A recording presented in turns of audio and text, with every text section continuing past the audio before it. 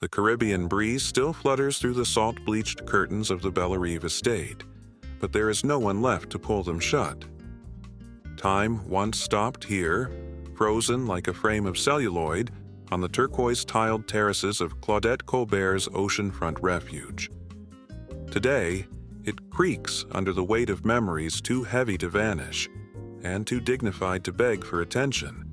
Pale coral stone glimmers under the sun, just as it did when Colbert herself would sit cross-legged in linen trousers, sipping her iced café au lait and counting waves instead of scripts. Here, far from the Klieg lights of Hollywood, she had built not just a house, but a world. And now, she is gone, and so is the world. The legacy of Claudette Colbert is not only pressed into the glossy black and white reels of the Golden Age, it is layered in plaster, mahogany, French tile, and the subtle scent of faded perfume that still clings to silk dressing gowns long since unworn. The estate she named Bellerive, a name that once rang like music across cocktail parties and elite gossip columns, now lies abandoned, shadowed by time and silence. This was where Hollywood's most elusive leading lady came to disappear, where elegance outlived relevance, and where the final scenes of her life were shot not on a soundstage, but in rooms lined with lemon trees and fan letters unopened on a lucite desk. She was never supposed to fade. Not her, not Claudette Colbert, the crowned queen of screwball, the woman who once turned down Gone with the Wind because it simply didn't suit her schedule. The starlet who claimed her left profile as her only truth and refused to be filmed from any other angle. She had orchestrated every frame of her life to perfection. But decline does not take direction. It creeps, quietly, elegantly, tragically. What happened to Claudette Colbert after the cameras stopped rolling? How did the most fastidious star of the 1930s end her days confined to a wheelchair, alone in paradise, tucked away in a home that now whispers her name like a prayer? And what secrets linger within the walls of the estate she left behind? An estate now empty, but never truly silent. This is the story of Bellerive, the beautiful shell, and Claudette, the woman who built it, only to be slowly, painfully forgotten inside it. Let's go back, before the waves washed her name away. Chapter 1. The Golden Sanctuary. Bellerive in its prime. She founded in 1961. It was tucked away on the western coast of Barbados, hidden behind a modest iron gate and a thick curtain of bougainvillea. It wasn't much then, just a crumbling 18th century plantation house, overgrown and forgotten, with walls that wept salt and shutters that moaned in the wind. But Claudette Colbert didn't see the decay. She saw the angles, the light, the possibilities. She had always been a woman who saw perfection before it existed and insisted upon it. She named it Bellerive, beautiful river, though no river ran nearby. To Colbert, the name was less about geography and more about poetry, a place where she could live not as a star, but as a sovereign, where the current of time would flow gently, if at all. Over the years, she transformed it meticulously. Coral stone walls were restored by hand. High-beamed ceilings were whitewashed to reflect the Caribbean sun.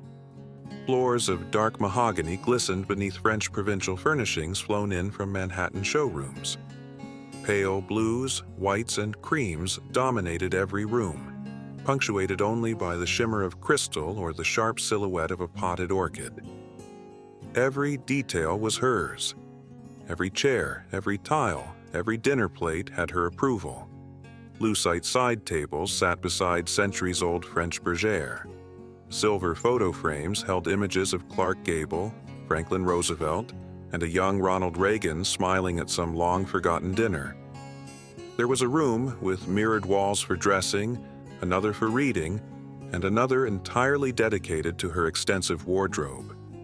Even the breeze seemed trained, slipping softly through the slats at dusk without disturbing the nap of the velvet chaise. And people came. Oh, did they come. The Harrimans, the Paleys, the Reagans, and Frank Sinatra.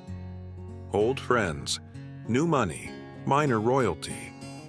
Guests were ferried in by private jet and swept through the palms to Bellerive, where white-jacketed staff greeted them with planter's punch and Colbert's legendary curried shrimp. They marveled at the view. The ocean melted into sky, and praised her for finding such perfect seclusion. She never let them see the loneliness it masked. Claudette loved to host, but only on her terms. Her schedule was sacred. Morning swims, afternoon calls to New York, twilight walks along the shore.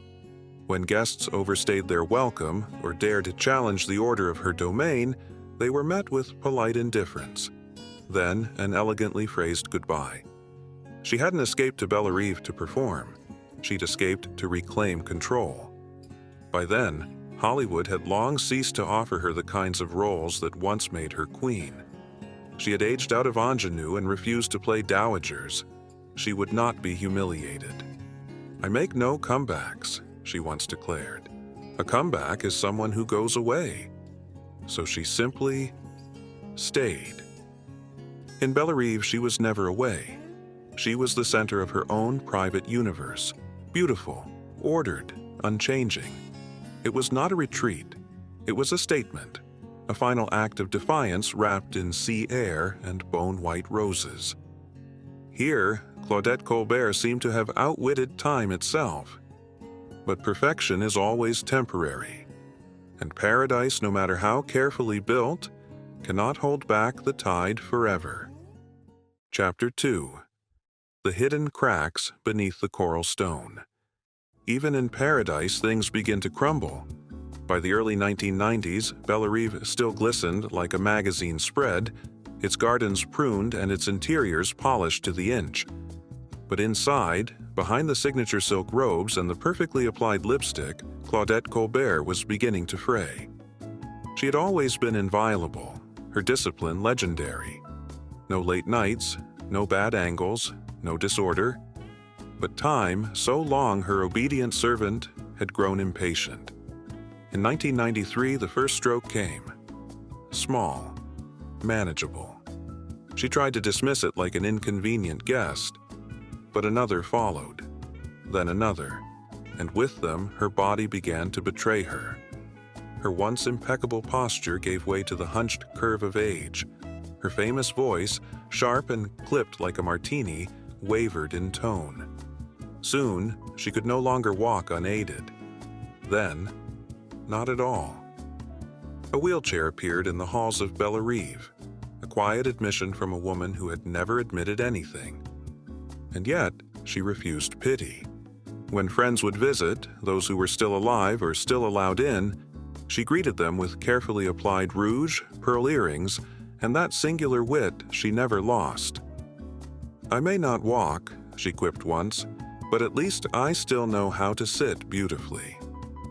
The staff remained devoted. Her long-serving maid, Marie Corbin, and her cook, Beulah Griffith, ran the estate like it was still 1965.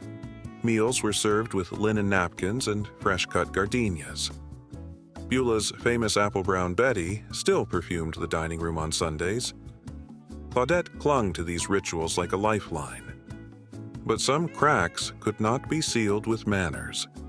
One of the deepest fissures in her life was the slow dissolution of her closest friendship with Verna Hull, the wealthy socialite who had been her companion and confidant for decades. Their relationship was complex. They were inseparable, devoted, a team. Many whispered they were more than friends. Claudette never said. She never needed to. But during the final years of her husband's life, Claudette grew possessive. She wanted to be the sole caretaker, the one remembered, the one etched into his legacy. Verna was quietly pushed out. After his death, their friendship cooled. By the time of Claudette's final years, Verna was gone from her circle, left in the cold. like so many others who had touched her life but not her control. Claudette never acknowledged this fracture publicly. She didn't explain. She never explained anything. That was her power. That was her curse. As her health declined, the world around her faded too. Her Hollywood peers were dying, one by one, falling like petals from a long-forgotten bouquet.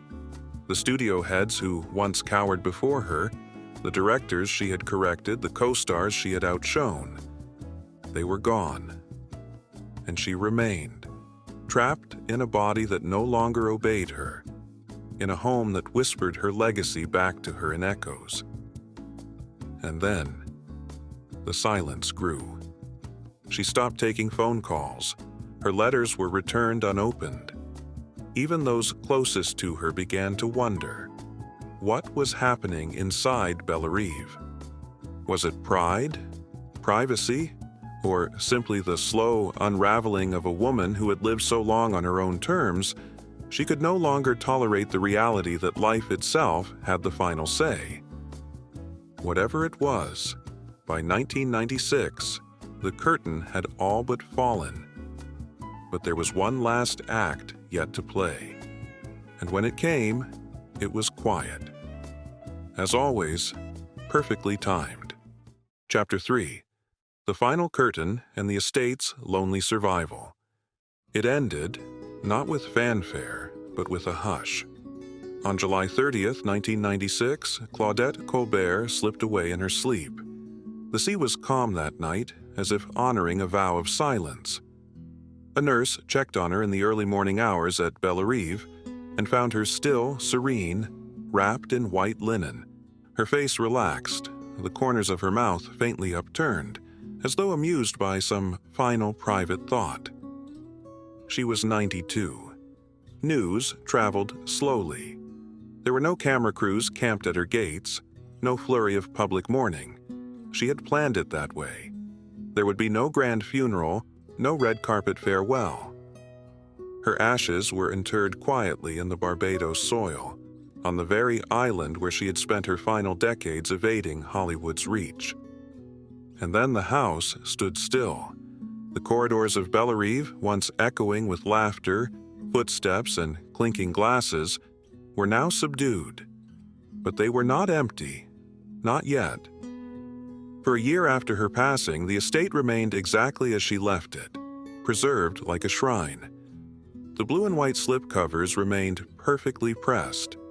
Her favorite straw hat still hung from a brass hook near the veranda. The French porcelain remained set on the dining table, as though waiting for a final, impossible dinner guest. Marie Corbin and Beulah Griffith, her faithful staff, continued their duties without interruption. They cooked meals, they dusted bookshelves, they tended orchids. Not because anyone asked them to, but because they couldn't bear to stop. Helen O'Hagan, yes, the elegant former publicist from Saks Fifth Avenue, who had become Claudette's closest companion and executrix of her estate, arrived weeks after her death and stayed for a time. The two women had forged a deep, ambiguous bond in Claudette's later years. Some whispered that Helen had taken the place Verna Hall once occupied. Others said she was simply a loyal friend, a younger shadow cast late in the day. Regardless, Claudette had left everything to her. In her will, Claudette had named Helen not only heir but steward, entrusting her with the home, the furniture, the letters, the memories. Helen moved into Bellerive with the soft solemnity of someone inhabiting a church. She respected the space. She didn't change a thing. For a while, it was as though Claudette had only just stepped out. Fan mail still arrived, postmarked from Ohio, Paris, Argentina. Photographs of Colbert in It Happened One Night and the Palm Beach story lay in neat piles, waiting for autographs that would never come. Her Oscar stood proudly on a mirrored shelf in her study, untouched, shining, a relic of a kingdom that had dissolved. But even the most devoted guardians must eventually let go. Helen stayed for a year. Then, with quiet finality, she began to prepare the estate for sale. It was inevitable. Bellerive, though elegant, was expensive, isolated, and intimately Claudette. It couldn't be preserved indefinitely, not as it was. And Claudette had made no provision for it to become a museum, a landmark, a legacy. Her life was lived on her own terms. Her afterlife would be no different. In 1997, Bellerive was sold. The buyer, David Geffen, the media mogul. It was fitting, perhaps, that a titan of modern Hollywood would acquire the island sanctuary of a woman who had once defined the very essence of old Hollywood perfection. Fitting and cruel.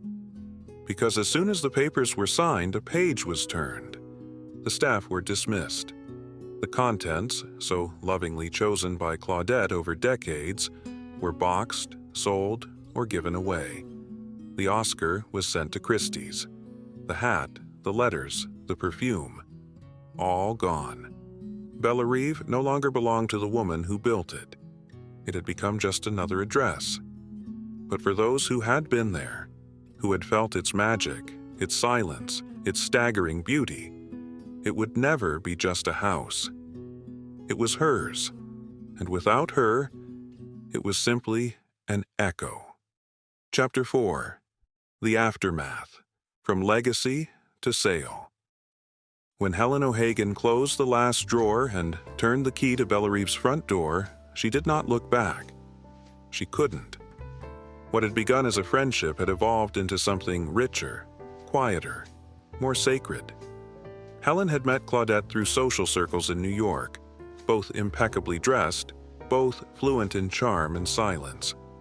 Over time, they became almost inseparable. Claudette never needed many people, but she needed Helen. And Helen stayed. In her final years, Claudette had called Helen her rock. In private moments, she called her more. "I've never had a spouse," she told a close friend once, "but if I did, it would be Helen." That comment was passed around in whispers, carefully, like everything Claudette left unsaid. Helen became more than her confidant. She became her memory keeper, her protector, her emotional next of kin. When the world stopped caring, Helen still cared. So when Claudette died, it was Helen who remained to sort through the life left behind. There were letters, so many letters. Love letters from producers and co-stars long since gone. Telegrams from Roosevelt's staff. Handwritten notes from Cary Grant. Typed memos from Cecil B. DeMille.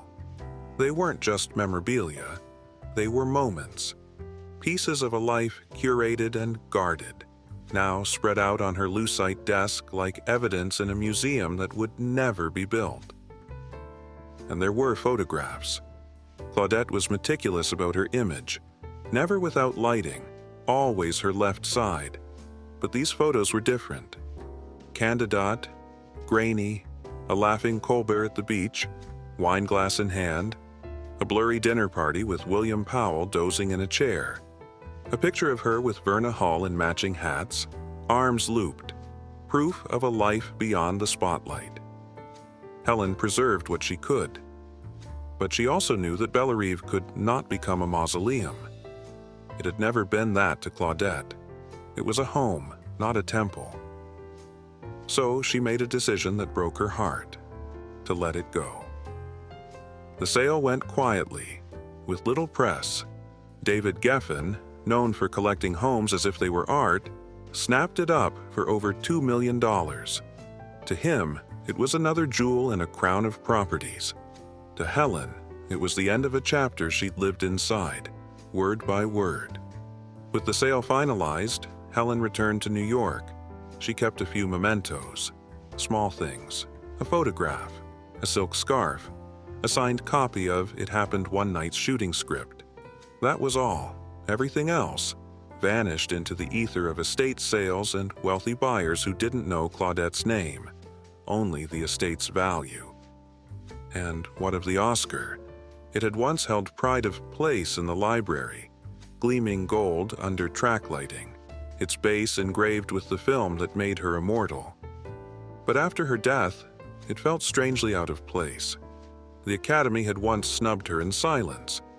Now it seemed only right that the statue should be set free too. It went to Christie's, auctioned. Claudette Colbert's Personal Academy Award, sold to an anonymous collector. From the height of cinema royalty to a private shelf in a stranger's home, its journey mirroring hers. So much legacy, so little permanence. And yet, Claudette would have approved. She had always understood that glamour was temporary and that beauty was not to be clung to. She had orchestrated her life like a final close-up, precise, dazzling then, fade to black. No drama, no spectacle, just elegant retreat. But the world, so obsessed with endings, kept looking for one that made sense. Why didn't she preserve it all? Why not turn Bellerive into a museum, a foundation, a tribute? Because Claudette Colbert never wanted to be remembered for the furniture she left behind. She wanted to be remembered for what could never be boxed, auctioned, or listed in probate. Her power, her precision, her unmatched ability to leave a room, a scene, a world, without letting it know she was gone. Chapter 5. The Poignant Echoes in Empty Halls. After the final boxes were hauled away and the new keys handed over, Bellerive fell quiet, not just from absence, but from something deeper, the reverent hush of a space once shaped by greatness. There were no more garden parties, no more precise dinner services with chilled glasses and linen napkins folded just so. No more murmurs from the dressing room about which pearls paired best with tropical twilight. The staff were gone. The curtains no longer swayed to the rhythm of ritual. The house stood still, and yet it breathed. Visitors, rare and privileged, reported the strangest sensation when walking the halls of the now private estate. A presence, a memory, not of ghosts, but of grace, as if Claudette Colbert had left some essence behind in the stone itself. In the way the sea framed the windows, in the delicate angle of light on the veranda at exactly 4 p.m. They spoke of the quiet dignity of the place, the absence that still felt full. You could still picture her there, even years later, seated on her chaise, cigarette holder in hand, face turned to catch the light on her left side. You could hear her voice, dry, amused, precise, floating across the terrace like dialogue from a black and white film still playing in another room. But all that remained were shadows and sea breezes. Even the Oscar, once the heart of her pride, had vanished. That little golden man, the same one that made her the first woman to star in a film that swept all 5 major Academy Awards, was no longer where it had always lived. Its glow had dimmed, boxed, bought, shelved. And yet Claudette would have insisted that didn't matter. She had won it in 1935 for It Happened One Night, a film she almost didn't make. It was supposed to be a punishment, a loan-out job she loathed. She arrived late to set, left early, and fled to vacation the day filming wrapped. But lightning struck. Her portrayal of Ellie Andrews, the spoiled heiress with a secret heart, captivated the world. She became immortal, despite herself. That was Claudette, reluctant legend. A woman who played roles like a chess master, who knew when to vanish and how to leave perfection behind. And yet even she, in the end, could not direct the way she'd be remembered. After her death, as the world moved on, the estate faded from public view. Bellerive was no longer spoken of in headlines or hushed gossip. Claudette's name became a footnote in retrospectives, a flicker in Oscar montages. But for those who loved her, who knew her, who visited that coral stone haven and saw her seated beneath its colonnades, she was unforgettable. She was the estate. Not the walls, not the rugs, not the antiques. Her. And in that way, she never really left. because every whisper of breeze, every echo in those empty halls, is shaped like her silhouette. Chapter 6. The Elegance of Letting Go. The climax of Claudette Colbert's story did not come with scandal or spectacle. No dramatic fall from grace, no courtroom chaos, no salacious headlines. Hers was the tragedy of slow fading, of time catching up to elegance and refusing to let it pass untouched. It came in quiet pieces. First, the body betrayed her. Then, the friends vanished, some to death, others to distance. Then, the work offers stopped, not with insult, but with silence. And finally, even her most carefully cultivated world, Bellerive, was stripped away, sold, emptied, transformed. This was the unraveling, not of a woman, but of a myth. Because Claudette Colbert had built a life on precision. Every word, every gesture, every dress, every set, every photograph was curated, controlled. She was one of the few stars who never had a public scandal, never had a breakdown, never fell prey to the chaos that consumed so many of her contemporaries. She had outlasted it all by keeping herself just out of reach. But in the end, even perfection must yield. Even legends are made mortal. The final unravel began with her health, a slow diminishing not of intellect but of freedom. She remained sharp, witty, defiant. But her body would not cooperate, and in that betrayal the world began to shrink. Rooms once grand became barriers. Routines once cherished became reminders of loss. Then the audience disappeared. Hollywood had changed. The studios were gone, the stars younger, the scripts louder. Claudette's era, the age of shadows, champagne, and seduction, had been replaced by spectacle, and she refused to compete. She would not reduce herself to cameos or nostalgia projects. She believed in mystery. She protected it to the very end. But mystery, once unguarded, dissolves. And after her death, so did the image. The Oscar was sold. The home was emptied. The woman who had kept the world at arm's length found herself remembered in fragments. A gif from It Happened One Night. A side profile in a coffee table book. A name among many in a silver screen montage. That was the unravel, the vanishing. Not because she failed, but because the world forgets, even the unforgettable. And yet, there is beauty in that unraveling. Because Claudette Colbert never gave the world everything. She never let it claim all of her. And even in death, she refused to be defined solely by what she left behind. What remains is intangible.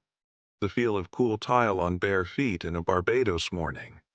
The scent of fresh linen and gardenias. The sound of waves syncing with the rhythm of an aging star's breath.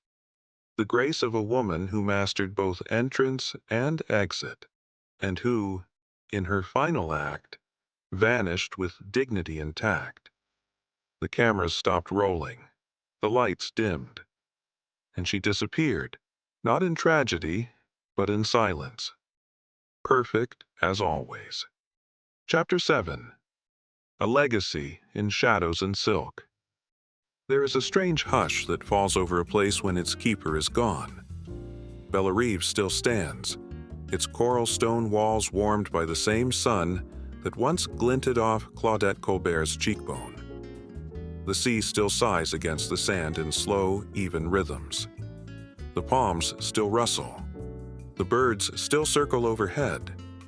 But something has shifted. The center has gone still. And yet the absence is not sorrowful. It is reverent. For Claudette Colbert, the end was not a fall. It was a fade. A woman who once commanded every frame of a scene with nothing more than a glance, who could outshine her male co-stars by standing still, chose to leave this world as quietly as she had lived beyond the spotlight.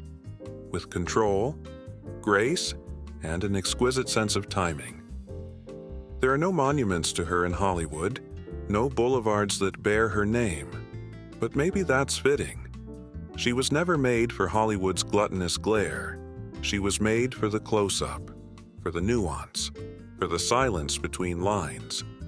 Her estate is gone, its rooms now filled with new laughter, new linens, new stories. But in the way the light hits the west-facing colonnade at dusk, soft, golden, precise, there is still a trace of her. There is legacy in restraint. There is power in mystery. And there is something oddly eternal in a woman who orchestrated her entire life not to be consumed by fame, but to master it. And then, to step off the stage before the applause grew tired. She never needed the world to remember every detail. She only needed to leave behind the feeling, a breath of sea air, a brush of silk, a flash of a knowing smile turned left toward the sun. Claudette Colbert didn't die, she concluded. And what she left behind, a life perfectly staged, then vanished, is the most haunting legacy of all. If you enjoyed this video, please leave a like and comment down below as it helps support this channel. Also, consider subscribing and hitting the notification bell to get notified of our newest videos. Thanks for watching.